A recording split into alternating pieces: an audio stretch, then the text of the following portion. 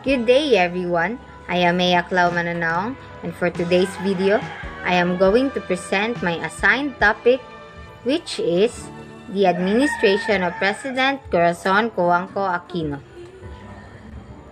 Maria Corazon Cory Sumulong Aquino was a Filipino politician who served as the 11th President of the Philippines from 1986 to 1992. She was the first female President of the Philippines. As President, Aquino oversaw the drafting of the 1987 Constitution, which limited the powers of the presidency and re-established the bicameral Congress, successfully removing the previous dictatorial government structure.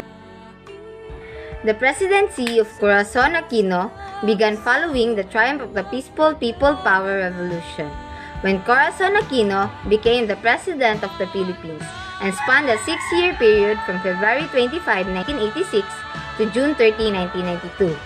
The triumph of the peaceful People Power Revolution and the ascension of Corazon Aquino to the Philippine presidency signaled the end of the authoritarian rule in the Philippines and the dawning of a new era for the nation.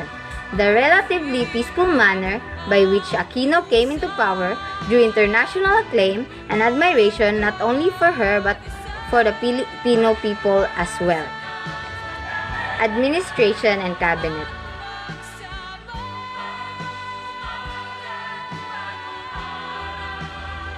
Ministerial Cabinet of 1986.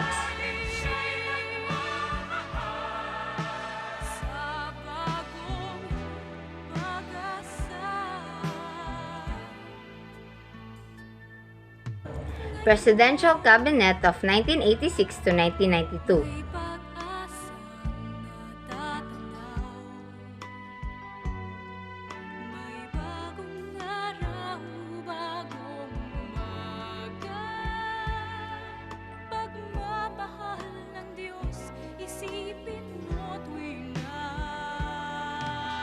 Court appointments. Aquino appointed the following to the Supreme Court of the Philippines: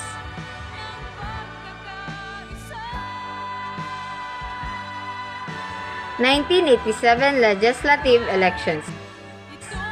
Lakas ng Bayan Laban Coalition, composed of PDP Laban, Lakas ng Bansa, Unido, Liberal Party Salonga Wing, National Union of Christian Democrats, Philippine Democratic Socialist Party, Bandila, and Pinaghiusap.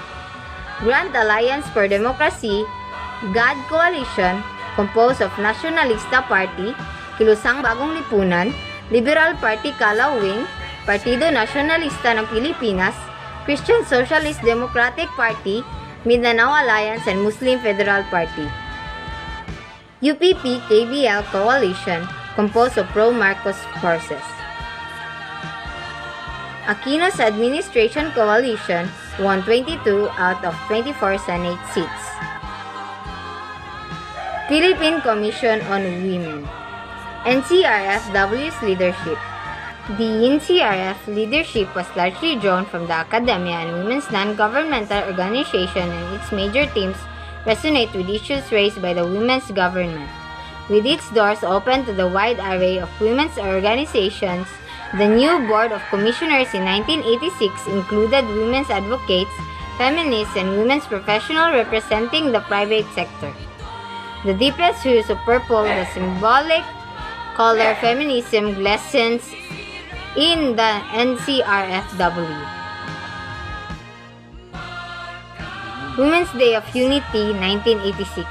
During the Women's Day of Unity in July 1986, the outgoing NCRFW's Executive Director Leticia de Guzman presided the signing of the final document be handed over and presented to the Constitutional Commission President Cecilia Muñoz Palma.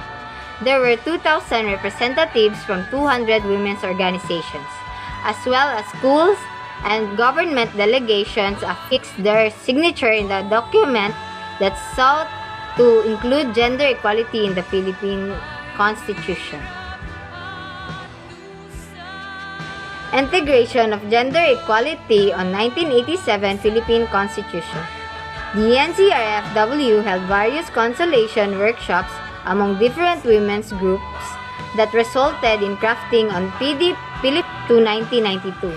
The PDPW served as government blueprint for integrating women in development processes.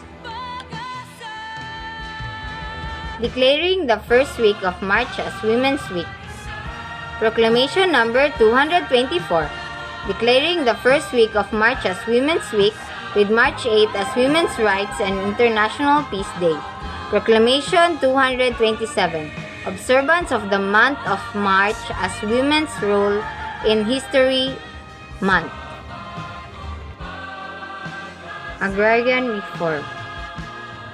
The Comprehensive Agrarian Reform Program, more commonly known as CARP, is an agrarian reform law of Philippines which legal basis is the Republic Act No. 6657, otherwise known as the Comprehensive Agrarian Reform Law or CARL. It is the redistribution of private and public agricultural lands to help the beneficiaries survive as small independent farmers, regardless of the tenural arrangements.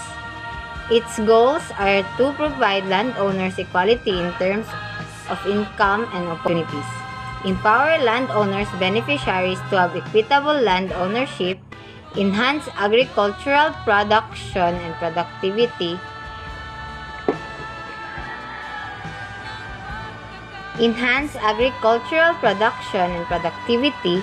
provide employment to more agricultural workers, and put an end to conflicts regarding land ownership. Controversies. Luis Beltran Scandal. Luis Beltran, 58, one of the Philippines' best-known journalists who was sued for libel by former President Corazon Aquino. Beltran was among thousands of journalists, politicians, and others arrested in 1972 when the late President Ferdinand Marcos declared martial law. Beltran was freed 6 months later. He wrote in the Philippine Star in 1987 that Aquino had hidden under her bed during a coup attempt. She sued him for libel and he was convicted. An appeal was pending. Beltran was a journalism teacher, dean of students, and chancellor for student affairs at the University of the Philippines. He also wrote columns for the Stars and Manila Standard and was host of a popular television talk show. End of presidency.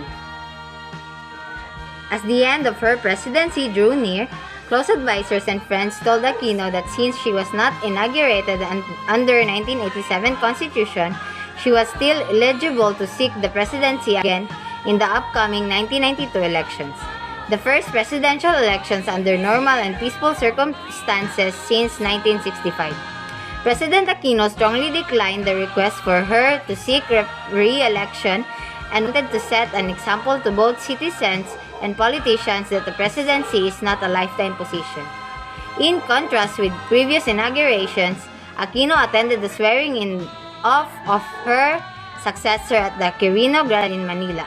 As a final gesture as president, she was rode the presidential limousine to the event and later left the venue aboard a Toyota sedan, a gift from her siblings, which was a strong symbol of her return to private life as citizen Cory.